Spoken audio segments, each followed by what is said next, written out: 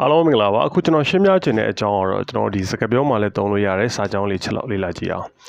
ပထမဆုံးအနေနဲ့ကျွန်တော်တို့က3နိုင်ထက်နောက်မကျစေနဲ့ဆိုကျွန်တော်ဘယ်လိုသုံးလို့ရလဲဆိုရင် don't be late after 3 p.m. don't be late after 3 p.m. ဒီနေရာမှာ3ထားမှာက after နေရာမှာကျွန်တော် b1 ဘိုင်းနဲ့လည်းအသုံးပြုလို့ရတယ်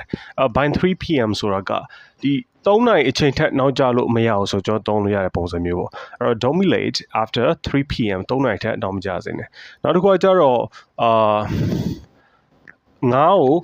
ဟိုကြက်တဲ့အထိကြော်ဆိုတဲ့အသုံးနှုန်းပေါ့အဲကြော်တော့အလုံးသိတဲ့အတိုင်း fry frying ဆိုရအသုံးပြုတယ် frying the fish until is fully cooked အဲ့ဒီနေရာမှာသတိထားမှာက until is fully cooked fully ဆိုတာကအပြည့်အဝဆိုအဓိပ္ပာယ်မျိုးပေါ့ဒီနေရာမှာကျတော့လုံးဝကြက်တဲ့အထိကိုဘာဖြစ်လဲ until တိုင်အောင်ထိဆိုအဓိပ္ပာယ်မျိုးပေါ့ frying the fish until is fully cooked တော့ကြက်တဲ့အထိပေါ့ဘာဖြစ်လဲငါ့ကိုကြော်ဆိုတဲ့အဓိပ္ပာယ်မျိုးနဲ့ကျွန်တော်အသုံးပြုလို့ရတယ်နောက်တစ်ခုကကျတော့ကျွန်တော်တို့ကဒီ ferry ပေါ့ဝန်ထမ်းတွေအတွက် ferry ရှိလားဆိုတဲ့စကားလုံးပေါ့Is there a ferry for the staff ဆိုပြီးမေးလို့ရတယ်ဒီနေရာမှာအလုံးသိတဲ့အတိုင်း staff ကတော့ဖြစ်လေ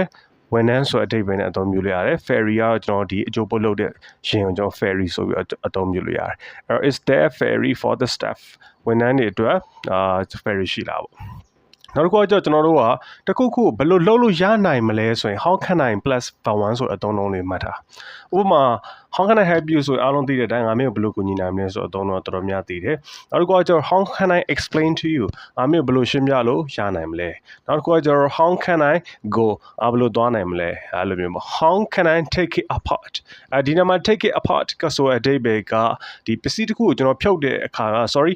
ဖြုတ်တဲ့အခါမျိုးတွေမှာကျွန်တော် take it apart ဆိုအသုံးပြုလို့ရ take it apart apart apart အဲ့တော့ IDH ကတော့ကျွန်တော်ဒီဖြုတ်မဲ့အရာဝတ္ထုအသုံးပြုလို့ရပါဒီလိုမှတ်လို့ရတယ် take something apart ဆိုအဓိပ္ပာယ်ကတစ်စုံတစ်ခုကိုဖြုတ်တည်ပေါ့နော် how can I take it apart ငါဒီပစ္စည်းကိုဘယ်လိုဖြုတ်လို့ရမလဲအဲ့တော့ don't be late after 3 p.m. ဆိုရင်3နိုင်ထက်နောက်မကျစေနဲ့နောက်တစ်ခုကကျတော့ is there a ferry for the staff ဝန်ထမ်းတွေအတွက် ferry ရှိလားနောက်တစ်ခုကကျတော့ frying the fish until is fully cooked အဲ့ငါ့ဘာဖြစ်လဲ